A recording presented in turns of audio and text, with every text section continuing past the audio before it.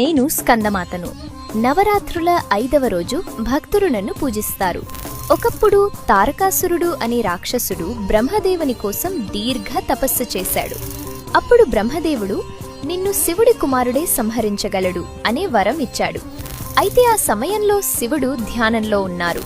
ఇది తెలిసిన తారకాసురుడు దేవతలను హింసించడం మొదలుపెట్టాడు. దేవతలంతా కలిసి నన్ను శరణు కోరారు.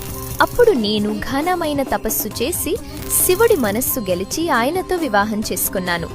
ఆ వివాహం తర్వాత మా కలయికతో ఒక శక్తివంతమైన బీజం వెలువడింది.